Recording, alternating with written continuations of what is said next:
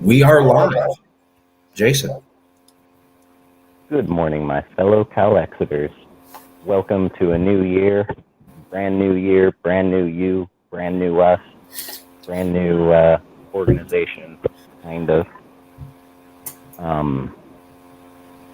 We're holding our first meeting of 2022, specifically so that we can formulate the rules for this upcoming election on January 30th, as well as announce which titles we wish to run for.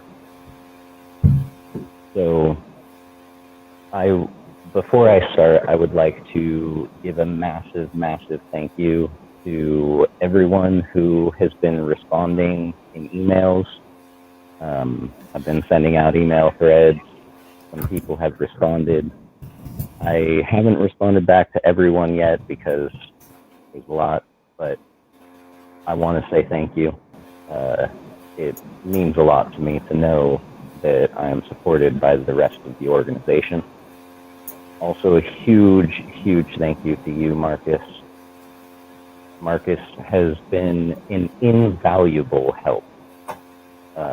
He is more than worth his own weight in gold, especially when it comes to helping organize and get things rolling. So thank you, brother. With that being said, let's go ahead and kick this puppy off. Maybe a short introduction. What happened, what the plan for the future is. Like, just so if nobody knows anything that's going on and they have no clue, in about 2 minutes, what would you say to someone to let them know, hey, this is what happened and here's what we're doing and here's what the future is going to be? Okay, yeah.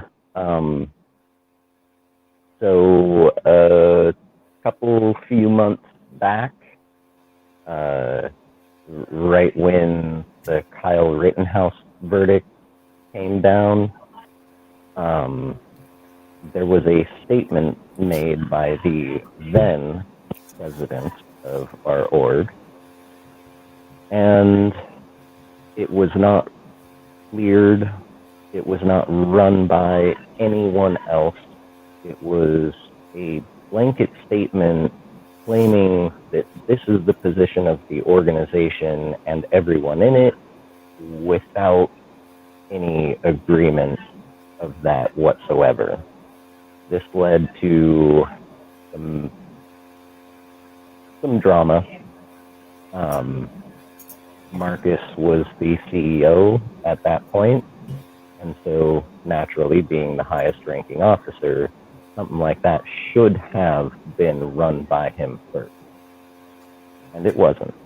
And when he tried to deal with it appropriately, he was treated poorly. I tried to back him up on it, and I was treated poorly as well.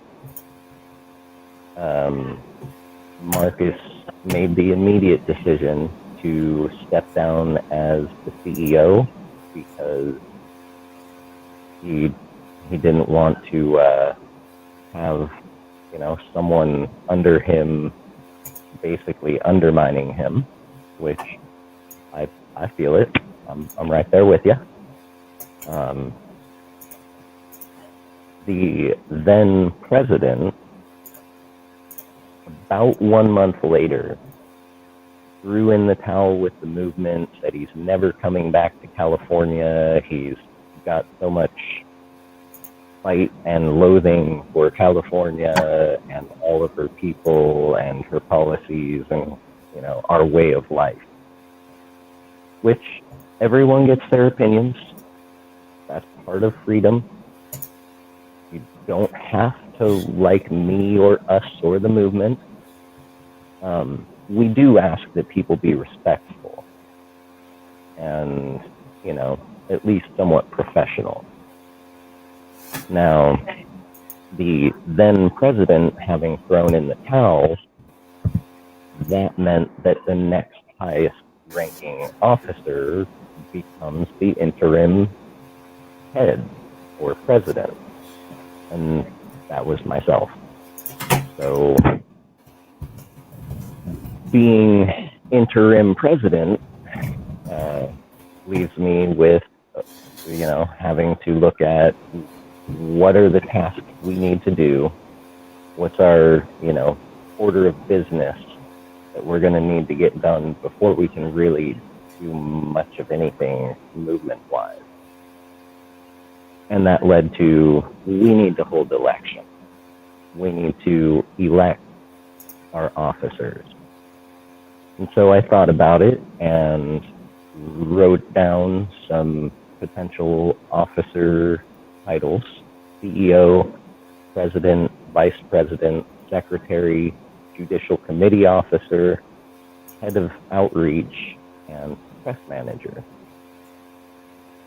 We can go into a little bit of those in the second part of it, but for right now, the most important thing that I can think of is having us all decide on how we want our election to run.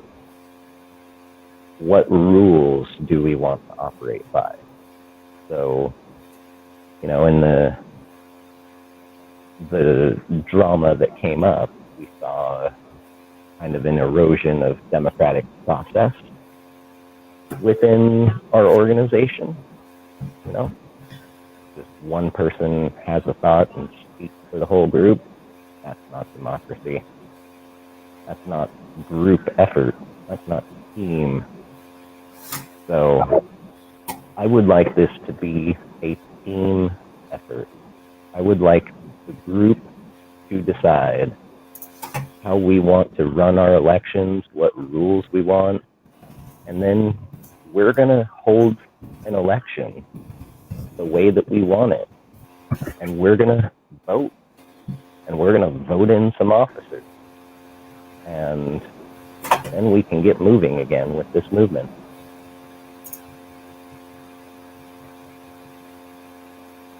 Okay, so there's going to be a meeting every Sunday, today at 11, next Sunday at 11, and the Sunday after that at 11. So 3 Sundays in a row, this Sunday at 11, next Sunday at 11, and finally January 30th, where we actually hold the election by the end of this month. Am I getting that wrong? Is that correct? That is absolutely correct. I also want to say that I completely back Jason as the interim president to hold elections. This is a standard format for any sort of collapsed organization or situation. You take the previous officers who were the highest ranking ones and you allow them to hold elections so that you can have a new solidified panel of leaders moving forward. Jason never resigned. I resigned. Lewis resigned. Neither one of us ever fired Jason, which means Jason never lost his position and he never gave it up, which means Jason retained his position. Since we've talked to most of the members here, 160,000 people of our members we've talked to, nobody believes what Lewis said about how yes is over and the movement's over. Nobody. So he made that statement and literally no one in California is buying it, and literally none of the membership is buying it. If you are a Yes California member and you are buying it, please email me, Marcus.Ruiz.Evans@gmail.com, or you can call me 415-595-3394 and text me. I don't think you exist because I know everybody. No one's saying that at all. So nobody backed the statement that it's over and yes is gone. Lewis just put that out there, nor did he run it by anybody, nor have I met anybody at all to any degree who backs that statement. So what that means is that that is a non-official statement. It is not backed by the members. Jason still retains his membership as an officer, which makes him the highest ranking Yes California member in the entire earth. Because of that, and following the standard protocol for reorganizing something after a collapse as recognized by the UN and basically every human culture over the last, since World War II, this is the standard process to do this. So I fully back this. And if anybody thinks we're doing anything improper, come on the show, email me, text me, you're wrong, and I'm fully willing to debate you. So if you think you backed what Lewis said, come on the show, debate me. You're wrong, and I'll prove it. And if you think this is not the proper way to handle this as a standard format for reorganization, come on the show, debate me. You're wrong, I'll prove it. So I'm standing by those 2 statements. If I'm wrong, come forward, show yourself, debate me, and I'm going to trash you live. because you're wrong, and I know what I'm talking about. But bring it if you think I got it wrong. Anyway, it's fully back Jason. He's making the right moves. This is standard, and I want to point this out. He never resigned. We'll be having these elections, and the really good news is, like I said, 160,000 people I've been asking. No one believes Lewis. Also, Rabbi Axelman is here. I was just at the New Hampshire secession meeting, and I was also talking to the rabbi, and I was also talking to Mike Silva, who's famous for the secession in New Hampshire, and I've also contacted Adam Kokesh, and I've also talked to the Texas Independence Movement. None of the other secession movements believes Lewis or recognizes him. They're all calling me and Jason. So no one in California bought what Lewis said. None of the members bought it, and none of the other secession movements bought it, and everybody's contacting us and not Lewis. And when I show them the video, they all, and I'm not happy about this because Lewis is my brother and I love him and I didn't want this to happen, but it did. He did it to himself. He's lost his reputation. I've talked to other YesCA people here in California. I've talked to other secession movements. Rabbi Axelman is a psychologist, okay? And everybody goes, wow, oh my God, what the hell was that? So, bro, you destroyed your reputation. You destroyed it amongst all the California members. You destroyed it amongst all the secession movements. They're talking to me. They're not talking to you. That's what everybody's saying. Again, if you think what Lewis did was awesome and you think that I'm not calling it out right, debate me. Come forward. But I don't think you exist. So well, I guess the thing is to clarify is how much of it was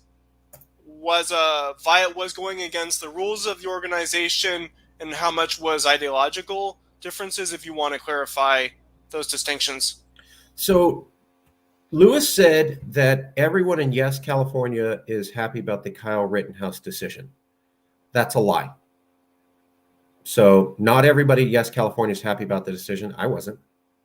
And it was not ran by me. So Lewis was the president and he did a great job. He did a great job. The man is awesome at publicity and news angles. And we wouldn't be here if he didn't run for assembly and build up the organization. Boy, is he the best ever at publicity. Wow. Taught me everything I know. Super brilliant genius at publicity. But one of the lessons that he taught me was you don't go to a group of cowboys and say, I hate horses, even if you hate horses.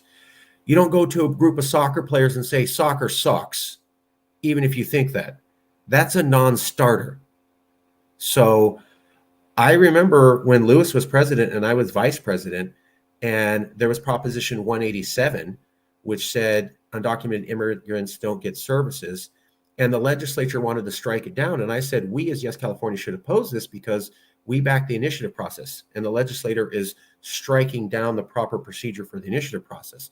To which Lewis himself said, you're right, but this is California. And if you oppose the legislature striking down Proposition 187, we will look racist, even though it's not, and no one's going to care about the nuance. Lewis taught me that. Lewis ordered that as president. So I'm following his leadership, which he was right about. This is California. Whether or not it's true, 80% of the people here have a particular view of Kyle Rittenhouse. We are dead in the water acting like that ain't true and then saying the total opposite. That ain't going to work. Why don't we just go out and say women should be beaten by their husbands? Right? It's going to be just popular. How about kicking puppies is a good idea. I'm not joking. This is about as effective a statement here. So Lewis made that statement. It was not true. The other thing is that there were boundaries on what you could talk about, which I thoroughly went over with him and which he followed for years. So I don't buy that he didn't know. There were certain boundaries of what we're talking about. This issue was out of left field. It has nothing to do with secession. He grabbed it and made it a centerpiece and then took the YesCA stance and didn't run it by anybody. And it was a stance that's not going to fly by 80% of the people here. That is bad politics. That is bad press. That is against what he said. That is dead in the water. And it was a factual lie statement. That's what he did. Additionally, I asked him to take it down, and I'm boss. That means I say you do. I made that real clear to everybody when I joined in, because I would say things like, I don't want to do this. I'm not going to use this power, but I need to make clear that it's there. Dude yelled at me and hung up the phone on me. No, you don't do that. And then I texted him, you need to call me back, please. And then he didn't. And then I tried to get on the YouTube channels and clear things up, and he tried to make me look stupid and put words in my mouth. So you do not ignore orders from the top officer. You do not yell and hang up on the officer. You do not return phone calls. You do not put words in the top officer. You do not attempt to make top officers look stupid. He did all 5. So you're done. I love you, bro, but you're done. There is no coming back from that. Sorry. I'm going to take a break. Jason, what are we missing here? Yeah, no, I think that's pretty much it. Yes, there were some ideological issues, some headbutting ideologically, but the main thing, the main reason why things are the way they are now is because rules were broken. Some very clear, very hardline rules. The person who is the highest ranking officer, the head of the organization, you don't be disrespectful to them. If they tell you something that you're not liking, chances are they're telling you because they need to tell you, not because they want to boss you around and, feel like a big man or whatever. It's because there needs to be a certain level of professionalism and courtesy, decency, respect, right? Mutual respect. I'm not one of those people who thinks that everyone just automatically should respect everyone no matter what. But when you're working together, when you're working for someone, you at least practice some mutual respect. And when that all goes out the window,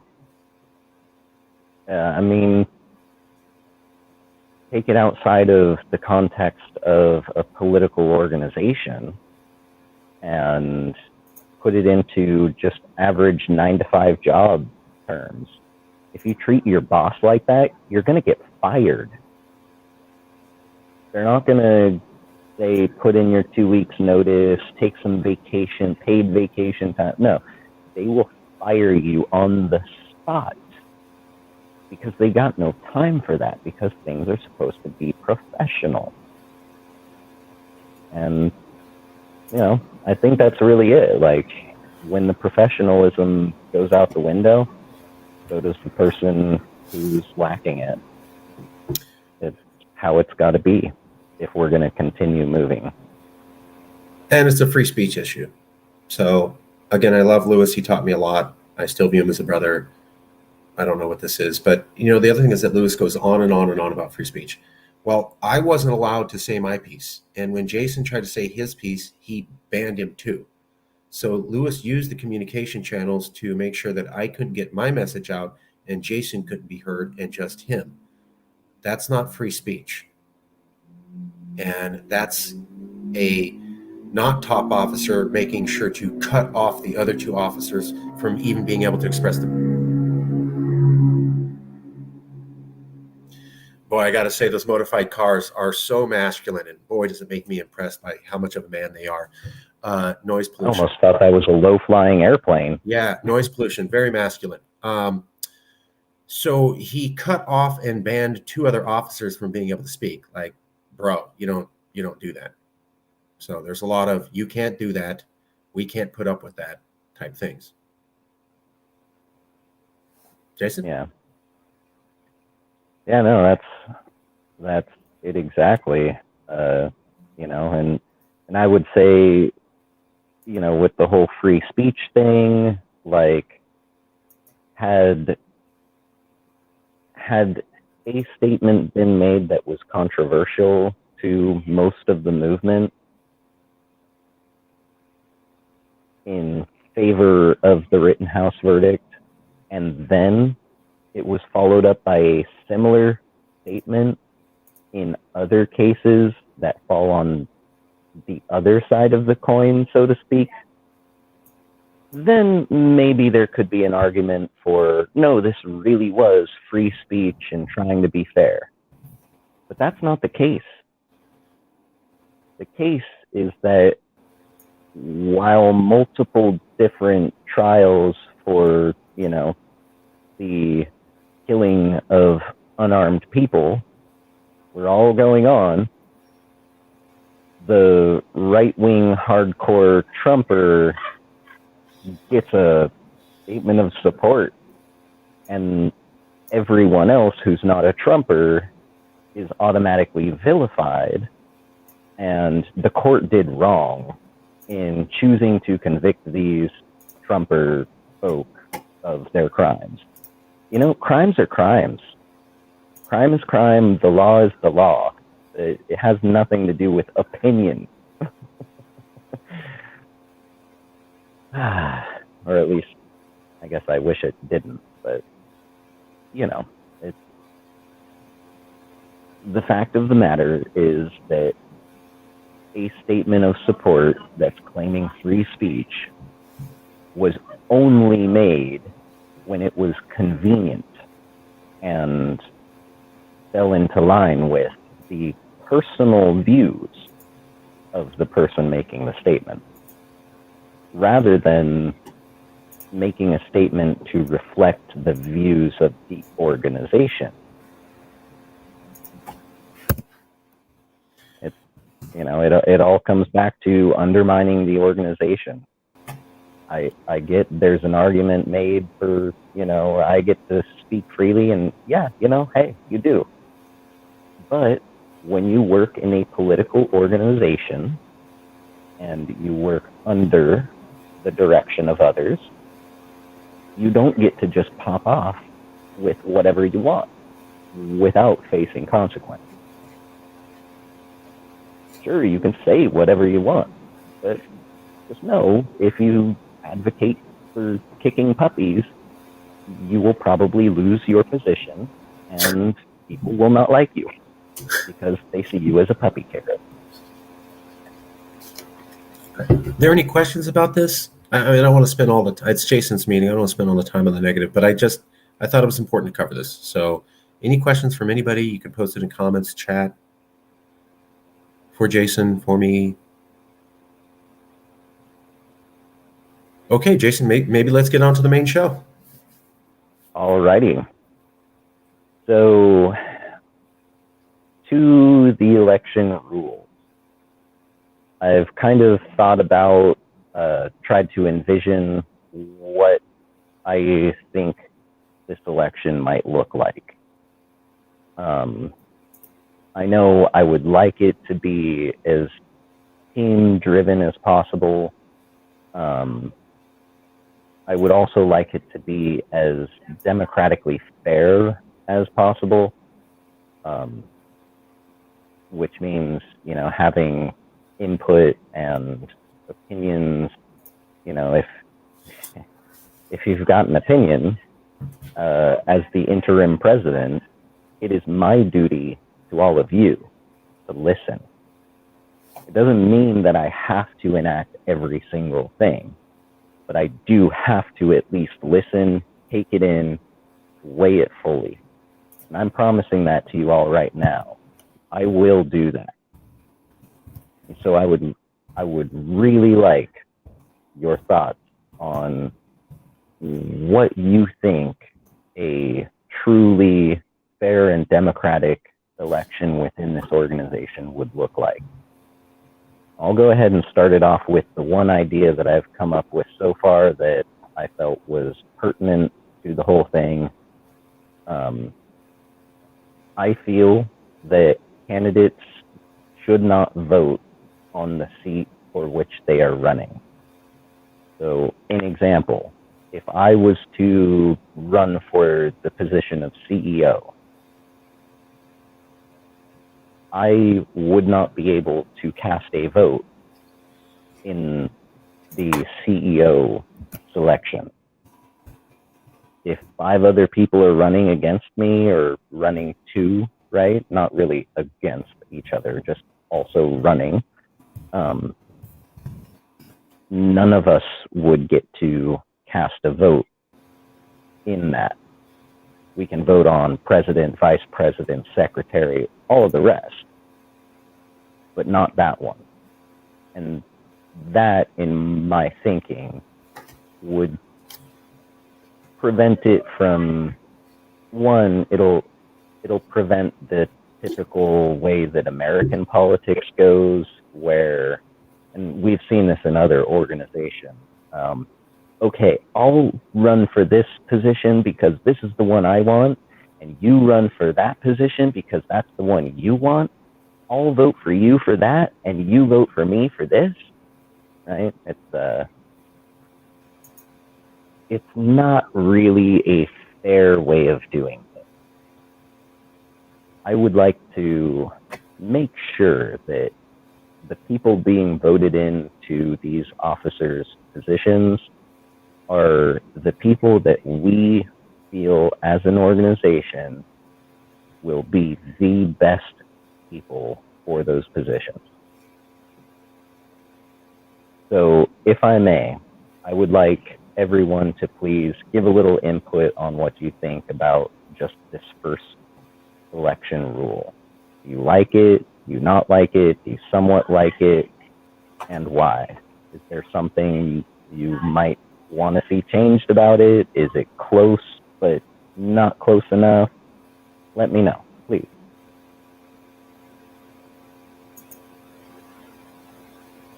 I'm impartial.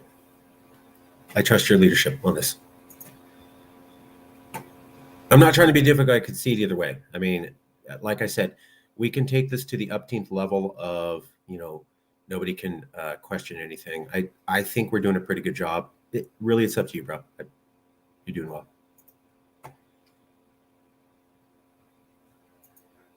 Well, and so if I may, I'll just call on folks.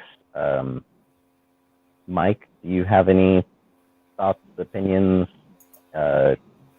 Also, if you don't have a specific opinion on this, but you do have an idea for another rule for the elections, bring it forth. Let me know. I got my pen, got my notepad. I'm ready to take notes here.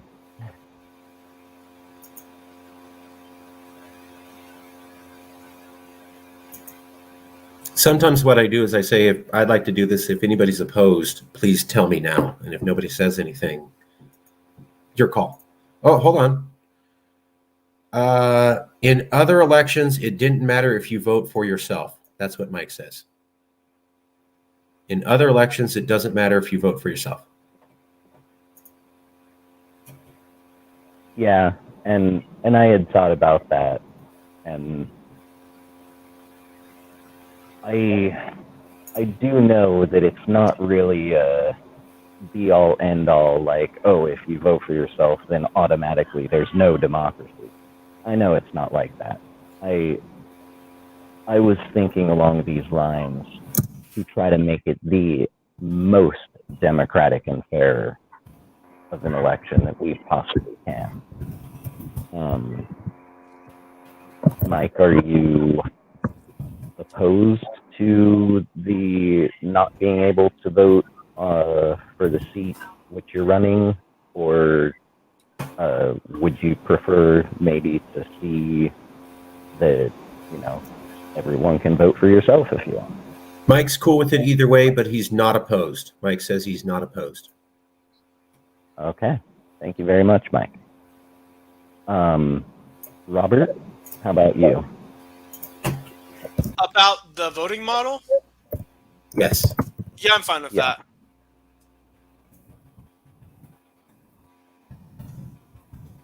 Okay. And Rabbi Axelman, you still here? Hi, yeah, I'm here. Kind of impartial. I could go either way on that. I don't know if I missed this, but who is voting? We all are voting. Who's we? Yeah, who's the population that's voting, and what's the criteria? Oh, That, see, this is why I asked. Got that big can I brain vote question for there. his brother, or can I not vote because I don't live in California? So the answer is that anybody who was part of Yes California, especially the Calexit Congress, and never quit. So because you were part of the Calexit Congress, and because we took a few people from outside of California, and because you never quit, you can vote. If you were not part of the Calexit Congress over the last year, you do not get to vote. So we're not having people come in and disrupt the election. But if you stuck around and you never quit, you can vote. Jason, am I I saying think that if well? there's a very small amount of voting, I could lean towards Jason's proposal. If there's a bunch of people voting, I don't know that it matters that much. I guess that's my point. Yeah, I believe there are nearly 40 people who are voting members. If you received an email stating that you have voting privileges in the Yes California organization, then you could vote.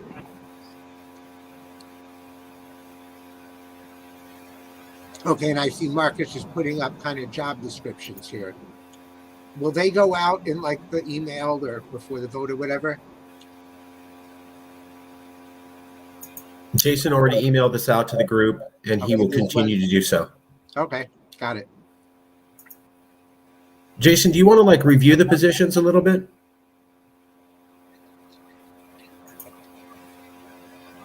Yeah, would you mind doing that for me for just Sure. a minute? So here are some of the positions. Again, these were outlined by Jason. I did not make these positions. I did not outline them. They came out in the email to all the Calexit members. Just to be clear, so if you are a Yes California Calexit Congress member and you never quit, then you can vote. If you haven't been a member, you don't get to vote. And no, we're not taking on new people to be able to vote before the vote. After the election, new people can join. So if you were loyal and you stuck around, whether you're in California or not, you can vote.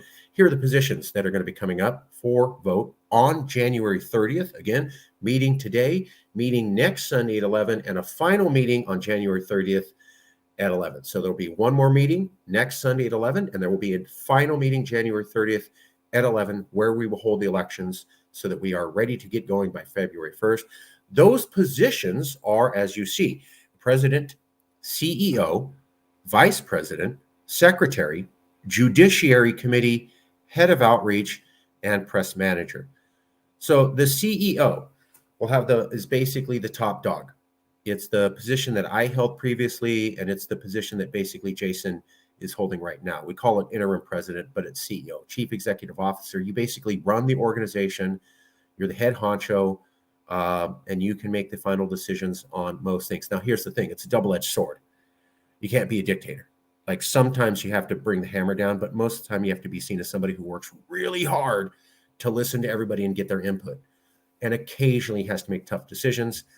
I did it before. Jason's doing it now. Luce did it before me. Top dog, top position. We're calling it CEO. The other position is president. Now, we did this a little bit differently. In a lot of organizations, president means top dog. We're not doing that. President means basically spokesperson. So the president will be the person who goes and does interviews and speaks to the press and makes videos and kind of is the face and showcase of the argument. There will be the vice president. The vice president, and again, I know this little titling is a little off, but the vice president is going to work with the CEO, not the president. The vice president will work with the CEO, not the president. Yes, I know the titles, etc., but this is the way that we had to do it, so that you had someone running the organization and you had somebody speaking for the organization. And the reason we didn't say spokesperson was because it had no gravitas and nobody in the news cared. You say president, they assume you're running the whole thing. We had it up on our webpage going, CEO is actually boss, president is not. No one cared. As far as the news was concerned, they took it seriously, and you were able to speak with authority. That's why we call it president instead of spokesperson, but it's really spokesperson. But we had to call it president so we could get some action. So again, CEO is top dog. President is essentially spokesperson. Vice president is the number two in charge, who will work closely with the CEO. That was largely Jason's position previously. Secretary basically keeps notes. I kind of do that job, but anybody could do it. The Judicial Committee is a committee that meets occasionally when there is disputes or drama. So if there's disputes, if there's drama, we have a separate group of people who meet and hash it out and figure out what the appropriate thing is quietly. And then they bring their findings back to the main group. Finally, there's the head of outreach, who pretty much that's self-explanatory. They're out there to go get new members. And then there will be the press manager. The press manager is the person who's constantly trying to schedule more interviews. So the president is out there representing the group, making videos, doing interviews. The press manager's trying to dig up more attention. So just to review this one more time, here are the offices available January 30th. Again, anybody can run for these. Anybody can run. And they're available January 30th. Only California Calexiters members who never quit can vote. We will not be taking in any other voters. The roles are for election, January 30th at 11 a.m. President, basically spokesperson. CEO, top dog. Vice president, number 2 in charge, who works with the CEO. Secretary, takes notes. Judiciary Committee, you will be called on occasionally to deal calmly with drama. Head of outreach, you're trying to get new members. Press secretary, you're trying to drum up press. So president. I'll sign up for head of outreach. Done. Let me add that in right now.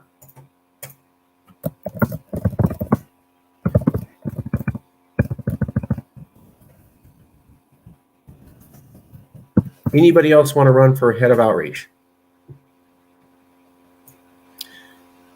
Jason, what position would you like to run for?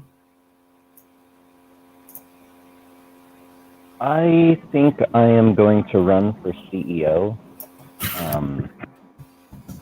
partly because I know that you had been CEO for a bit and you were kind of ready to let it go, and then drama hit the fan and you let it go. I know that, just from what you and others have told me, I'm a fairly reasonable, level-headed type person who is more than capable of being fair. I think the Judicial Committee I could do, but I see that there's a need for the CEO. So I'll go ahead and run for that one. I'm only interested in running for the presidency. I will not be running for any position, and I will not be taking any other position. So right now we have President Marcus Ruiz is running, CEO Jason Wright is running, Vice President's open, Secretary's open, Judiciary Committee's open, Head of Outreach Robert Stark, and Press Manager. Anybody else? And everybody can run. We want to have elections with multiple people running, so please run. Jason and I are very committed to democracy, democracy, democracy. If you beat us in an election, you beat us. And that's the way it is. We get it. Who else wants to run for any position?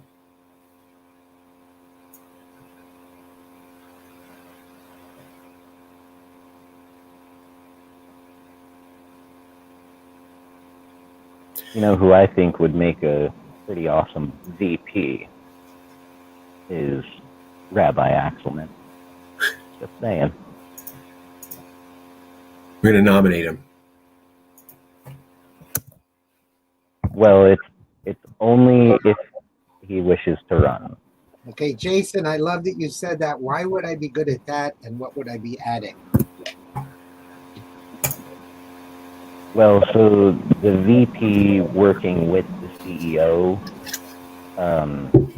basically helps maintain continuity within the organization.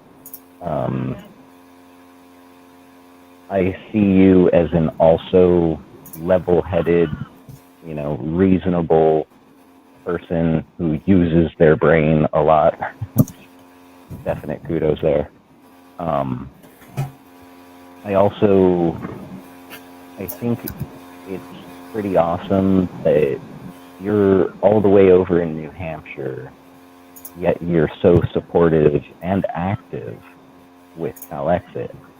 You do the Liberty Block and help with, the movement stuff over there, yet you're still so active here. And I mean, you really bring a lot to the table. I think maybe more than you might realize even. And I think someone of that high of caliber should definitely be, I think really all of the head positions here are for people who are high functioning, high caliber.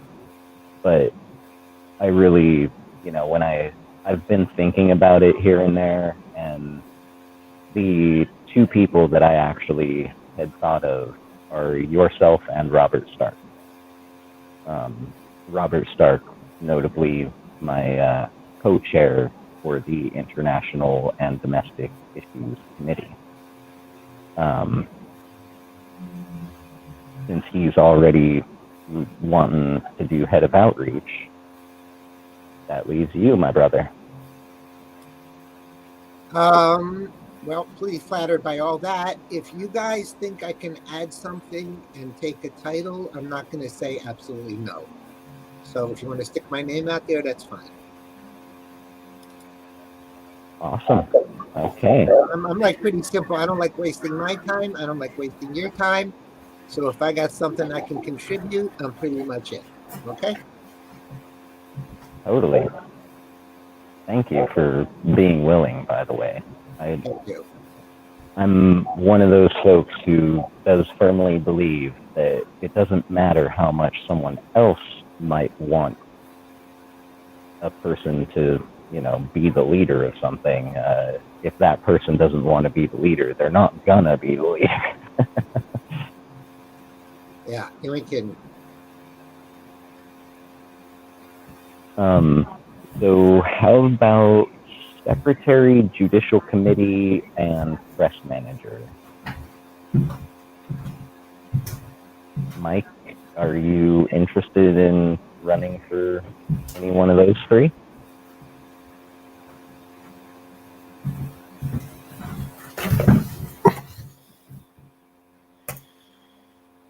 And Marcus, while you were up, Rabbi Axelman agreed that if we feel that he can bring something new to the table, which I definitely do, he will not say no. I think it'd be awesome to have people who are major players around America in the organization. And yes, it shows us being connected. Like, that impresses the shit out of people. Sorry, the stuff. Sorry, Interim President. Impresses Silent the Mike? puppy poo out of people. Silent Mike, you could still be silent. Secretary just takes notes and sends an email out afterwards. That's a position where you don't have to talk, because not everybody wants to be like so visible, and I get it. I love it, but I get it. So there's a lot of positions. So Judiciary Committee, you don't have to be visible. Those meetings aren't really recorded. They're like private meetings. You just got to be calm and measured. Secretary, you don't have to really be visible. You take notes and send them out. Press Manager, maybe not, but you're really trying to hustle to get some news. So I just want to put out there that if some of you are more shy, that's totally cool. And Secretary and Judiciary Committee are positions where you could keep that. Just offer it. Just to.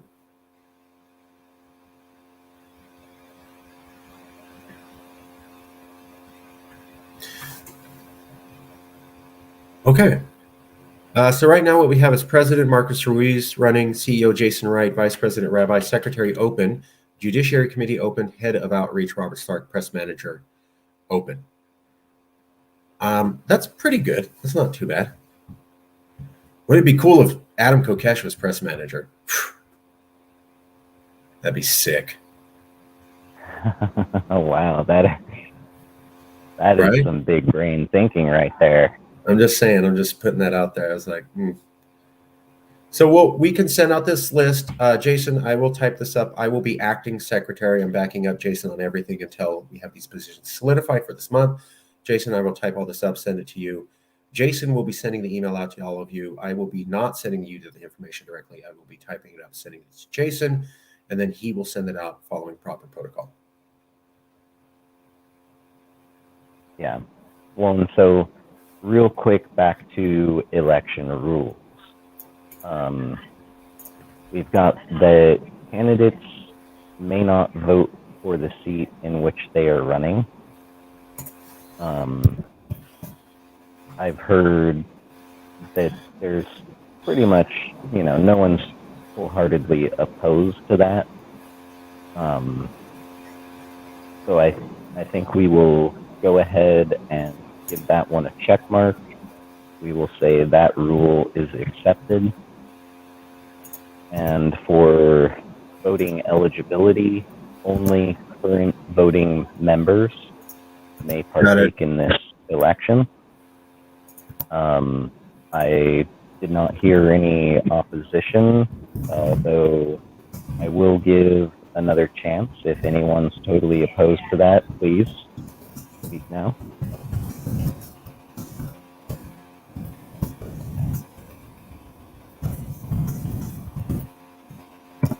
Okay. Well, then I guess we will go ahead and finalize that one and say that is also accepted. Okay. I'm getting all this down. I'm wondering where the election rule about who's bringing the coffee and donuts to the meeting, where does that one fall into place? That falls under CEO. That's in the UN. If you look up the United Nations Charter for Interim Leadership, it's underneath there. It's a war crime to not bring donuts and coffee. Oh, man. Sorry. Well, lock me up and throw away the key, I guess. I brought a Red Bull, but no donuts.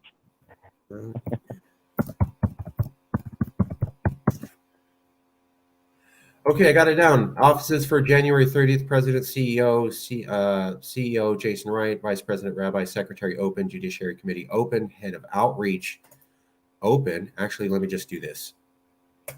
With your permission, Jason. Yeah. Here's the email that's coming to Jason. Here's the positions that we have. The open voting eligibility, only current YesCA Calex members who did not resign. Voting rules, you can't vote for yourself for the position you're running for. Offices for election on January 30th at 11 a.m. Pacific time. I don't know why it's doing that. Did I say anything wrong? Do these notes not look accurate? Let me bump them up. That's what we have. Looks good to me. Okay, 4 positions with a nomination, 3 open. And again, I want to point out that Secretary, you can stay in the background. You don't have to be visible if you don't want. In Judiciary Committee, you can also stay in the background. Some people like being more low-key, and that's totally cool. Not criticizing at all. Want to be clear.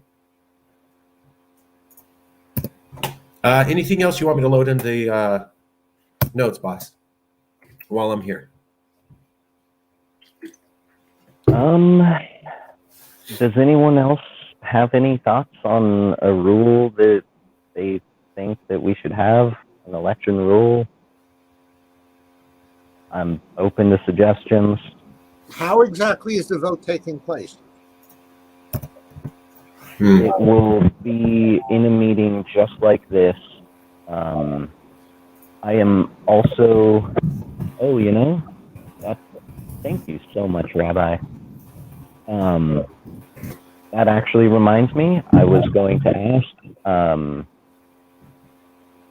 in case some or more voting members may not be able to make it to the live stream on Sunday the 30th,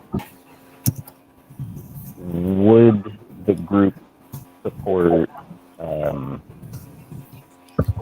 voting in absentia via email. I mean, I think that's fine as long as it's one person, one vote. We know who the vote came from. I don't have any problem with that. And I think we have to do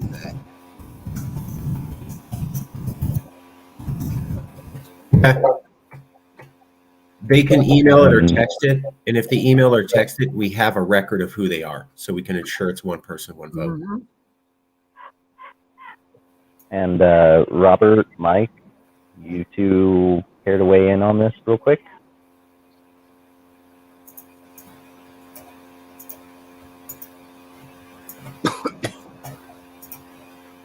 Let me check. Is anyone opposed? Robert or Mike, are you opposed to, we'll have the vote on the 30th, but anytime you want to email or text before the 30th, your vote, we will also collect those and we'll add it all up on the 30th. Anyone opposed to that?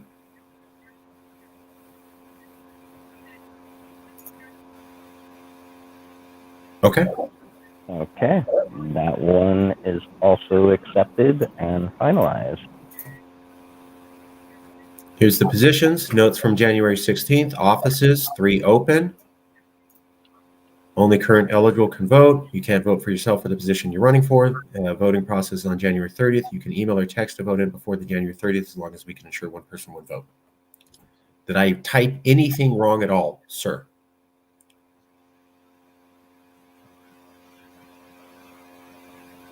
Not that I see.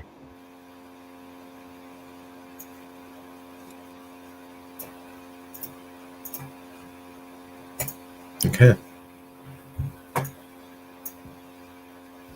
Is there anything else we should go over or discuss? Marcus, unrelated to the elections, can we talk a minute? Yeah. Jason, is it okay if we table this section and move on to another one? Totally, I was actually ready for that. Yes, I just want to make sure you share with whoever you feel is good to share what happened at the New Hampshire meeting as far as people watching the streams, or even like Mike Sylvia suggested people could actually write that committee from out of state. He thinks that may have some bearing. So, you know, however you want to push that out to your people. Can you cover that, Mike? You were there. You were there. Tell us what happened. I mean, I can do it, but well, basically on Thursday at 2:00, there's going to be a rally. At 3:30, there's going to be a committee hearing on the constitutional amendment continuing resolution. It's a very, very important hearing. If a whole bunch of people show, there's a tiny prayer that it can make it out of that committee, which would be unbelievable. If it does, then we're set back for a very long time. And Mike Sylvia, who's a representative who actually is one of the 8 or 9 on the resolution, he's the one who actually has submitted it to the committee, feels that even people from out of state contacting people in the committee may have some bit of weight. So he suggested maybe reaching out in that respect. So if you guys are okay with that, we'll make sure everybody has the information.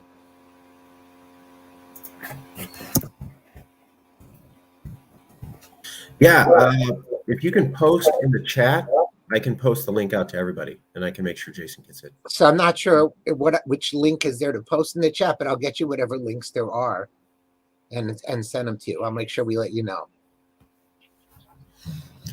I also want to announce that I'm voting for Jason Wright for CEO.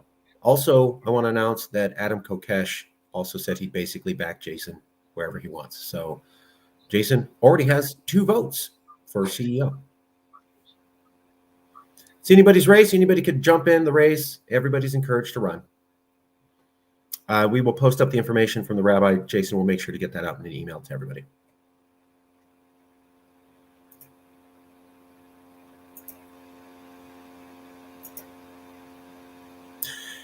Okay, the other thing I wanted to point out was I did an interview with Dana Ballout of Ain't That Sweet.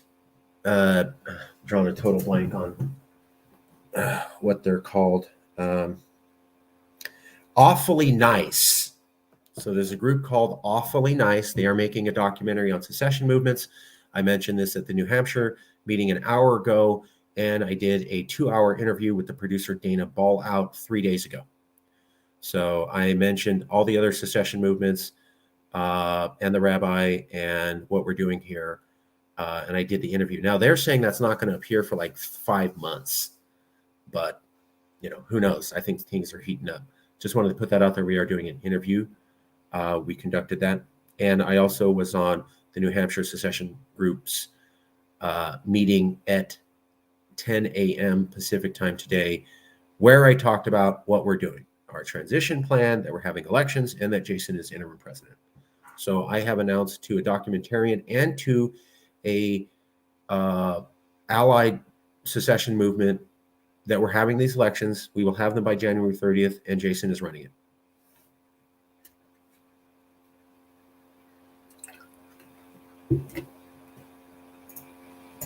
Yeah, and let me just say, when a link to the thing comes out, I will put out a mass email to the whole organization to try to do what you said there, rabbis, get some of that good old California support coming in. Because I do feel that, the more supportive our movements are of one another, just like with how we've always been with Scotland, and Scotland has been with Calexit,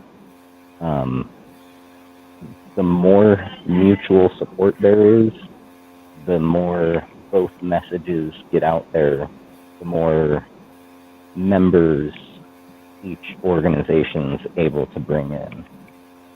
So I'm definitely, and I'm still hoping to go attend that big conference in New Hampshire right around my birthday in March. So I'm definitely willing to do all of that.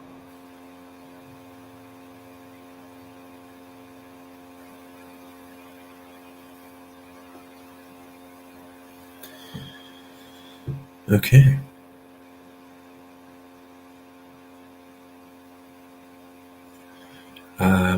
Anything else? All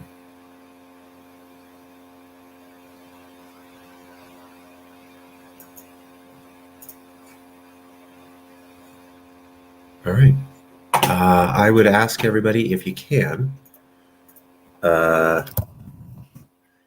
please watch the latest episodes of National Divorce Talk Raw. I'll post that in the private chat, where you can keep up on the latest information of what the news is saying about secession movements, what they're getting right, what they're getting wrong, and sources for everything. So check those out. I posted those up in the private chat. You can also go to my channel and check it out.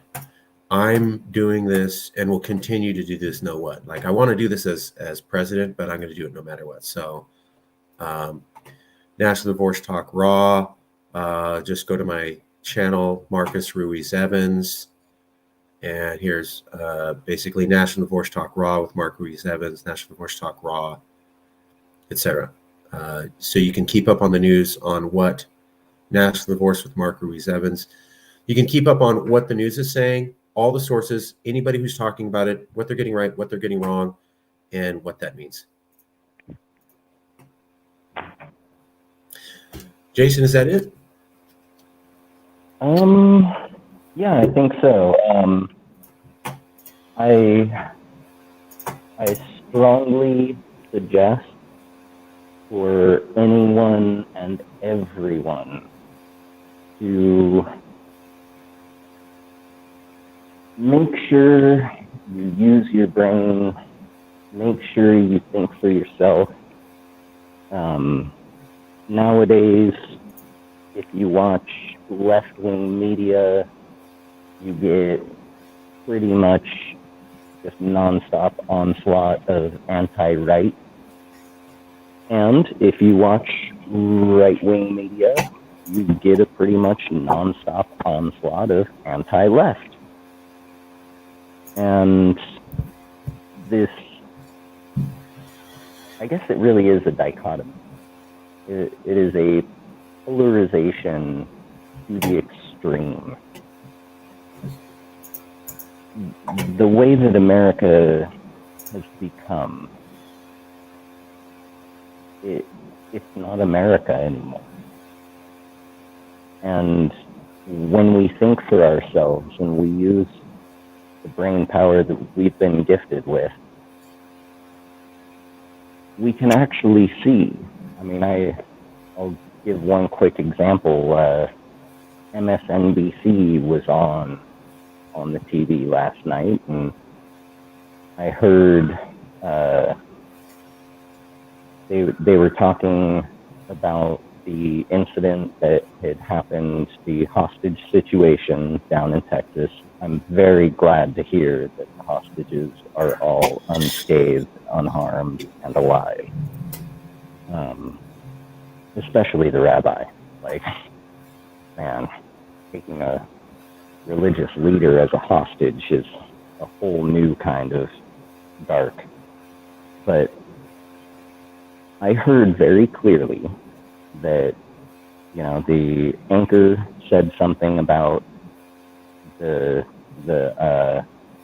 perpetrator still being alive, and the person that they were interviewing, someone who's kind of an expert on such things, started talking about, well, yeah, you know, and they better thank their lucky stars, and, you know, I guess it shows that they at least are, you know, they may be extreme, but they're not a certain kind of extreme that mandate that they be shot on sight or something, right? Then, not 30 seconds later, you know, when this person, this expert's talking about all of this, the anchor then cuts in with, oh, wait, we have a report from 2 different officers who were there who are saying that the perpetrator is actually dead. And the expert on the material immediately, without missing a beat, like, that's how professional of a turnaround it was. Went from, you know, the law enforcement showed great restraint. This guy should thank his lucky stars. All of a sudden switches to, well, yeah, of course he's dead, because that's how it goes. When you take hostages and you hold up a church or any sort of place of worship, like, that's terrorism, and the United States does not negotiate with terrorists. And so, literally, in a 2-minute period, you can hear and see an expert take 2 completely opposite stances without even realizing it himself. So this is why I encourage that we all think for ourselves, use our brains, you know, because when we do, we'll be able to see very clearly, wow, this dude just totally 180-degree flip-flopped on it and doesn't seem to care, didn't really notice that he basically said one thing, got countered, and then started immediately just falling into line. So it's not about the media. It's not so much about, you know, MSNBC versus CNN versus Fox. It's more about this polarization. We're losing touch with the sane, reasonable, sensible, the middle ground throughout all of America. Policy, politicians themselves, even the way politicians are pandering nowadays.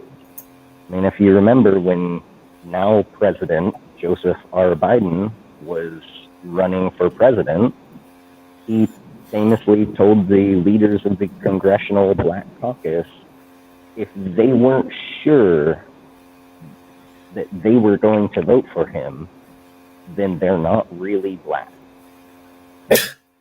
Yeah. I mean, how freaking offensive, how That's great. rude, how dumb, right? Like, he kind of halfway pandered to them, and then also halfway pandered to the other political end. So, you know, I really see America, for lack of a better term, it's screwed. It's been spiraling further and further down, and at a certain point, the tide pool is going to sink it down to bedrock, and the game's over.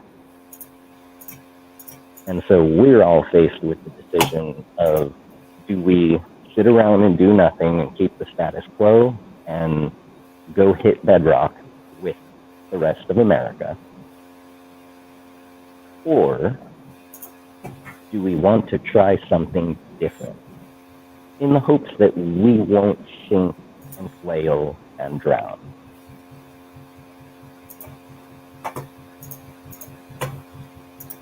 I'll go ahead and leave it there. Yeah, sounds good. I posted this in private chat. There's 2 new articles out today. Found out. What would a national divorce look like from the UK? So foreign news, again, is still covering national divorce in America. Here's a Yale University professor saying if Trump gets reelected, America will just completely collapse. So collapse of America, national divorce becoming normative. That's out today. The links are posted in private chat.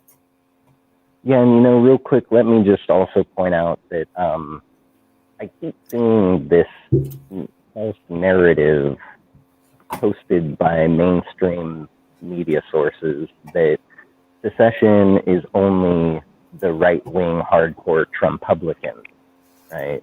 Only crazy seditionists who have no regard for the law. They're the only people who are interested in secession at all whatsoever. And that really couldn't be further from the truth. People who follow statistics and follow polling, we know Trump still has like 48% of America's voting populace in his pocket, on his back, ready to vote for him the moment that it comes time. When your starting base for votes is somewhere around 45 to 50%, that's near guarantee for a win. You don't really have to work too hard to garner many more votes throughout the campaign. Biden's popularity has been dropping the entire year, and recently we saw it hit yet another record low. 48% beats out 33% every time, no matter how you look at it. Could Biden pull more than 33%? Sure, he totally could. But the likelihood that he could pull all of the percent that he would need is basically everyone who is not hardcore Trump would have to vote for him. Otherwise, it will be Trump. And, I know folks on the right, on the left, fellow Greens like myself, who are in the middle. I know libertarians. I know all sorts of folks. The Trump folks that I know are actually more opposed, at least the ones that I know, are more opposed to secession than folks who are in the middle ground. It seems like the people who are the most supportive of independence and freedom are the people who fall into the middle ground, people who just want to see sane, reasonable legislation return. Because, at one point in time, there was such a thing as sane, reasonable legislation in America.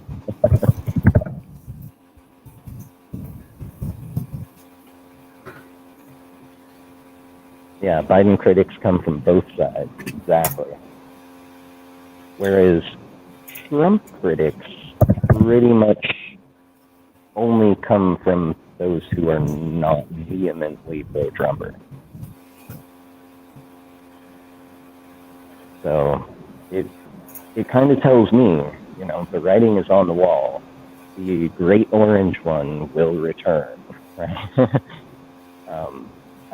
I like Trump as much as I like Biden, which is as much as I like Kamala Harris. I think it should have been Bernard Sanders and Tulsi Gabbard if it was going to be anyone. That's just me personally.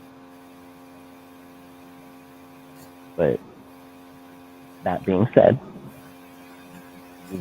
there is going to be a return, from what I can see, of Donald Trump. And we saw what California's reaction was last time. Almost an immediate, was that a 3,000% increase in interest and membership just in 48 hours. So really, Trump, though he may end up being bad for most America and, you know, all but 48% of Americans, he'll probably actually be really good for the 12% of America, that is, Californians, because it might drive us to finally achieve a reestablishment of our independent nation. Jason, I'll go ahead and say for Texas, New Hampshire, Vermont, Alaska, Hawaii, Puerto Rico, Baja, even though Baja doesn't partake in American vote, for any of these North American independence movements, a bad leader of the United States, be it a Biden or a Trump, is detrimental for everyone around. So if you are seeking independence, now is the time.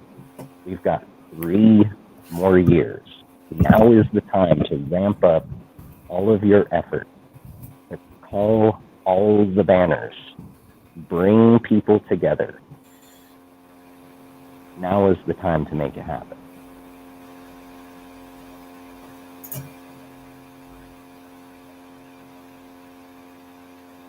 Jason, could I point out one thing with your permission? Totally. Okay, so this article just came out, and so here's the article. Republicans are flirting with secession, so what would a united blue America look like? Which is exactly what you're talking about. They're saying, oh, it's all Republicans, all Republicans. Let me scroll down here. No real American wants to see all of that thrown away because we're going through an autocracy-curious rough patch. The American experiment, the most audacious, optimistic, inspiring, as well as confounding, confusing, and frustrating political and cultural gamble in human history, is predicated on pluralism, on difference, on debate, conflict, and compromise. No real American wants to see all of that thrown away because we're going through an autocracy-curious rough patch. So that is what the Independent is saying. Only conservatives like secession, and they're not really Americans. Well, we have a poll of who actually backs secession, and it is 41% of Biden voters and 52% of Trump voters, which means that what they're really saying is 41% of Biden voters and 52% of Trump voters are not real Americans. So I guess 40% of the Democratic Party is full of not Americans, because they back secession, and anybody who's interested in secession is not a real American. This is literally what they're saying. There's the exact quote. And that would also mean that nearly half of America's entire population is actually interested in secession. Yeah. Because it's half of one half and half of another, pretty much. So this is key. Borders make a half. Yeah. Here's the narrative. Only Republicans are flirting with secession. No real American would want to see that. This is what they say. This is the narrative. Here's the actual facts. 41% of Biden voters and 52% of Trump voters do want that. That's 41% of the Democratic Party. These are not conservatives. These are not Trump supporters. And to write off and wipe out about half the country is not American. Wow. So that's where we're at. Outright lies about who supports this and degree of support.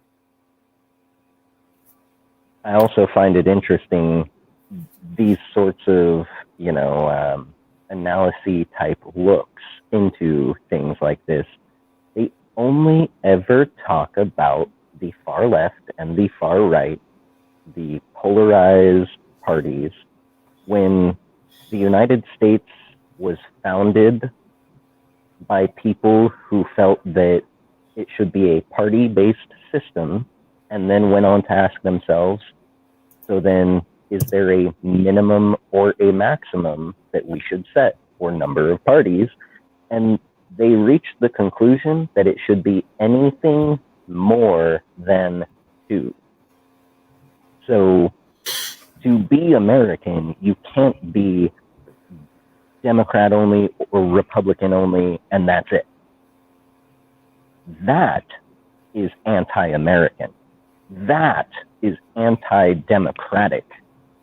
The founding fathers, the people who created this country, the people with expertise in law,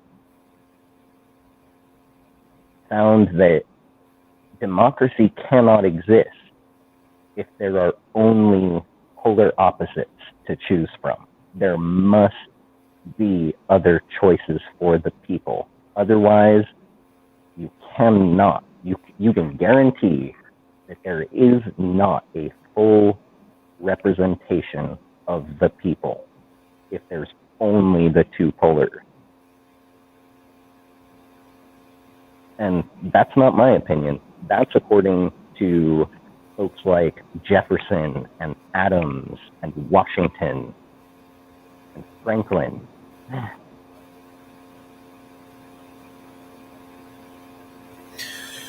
Yeah, so that's where we're at. Outright lies. Anything else, or should we wrap it up? Your call. I'll go ahead and give room. Any last questions, comments, thoughts, concerns, feelings, anyone?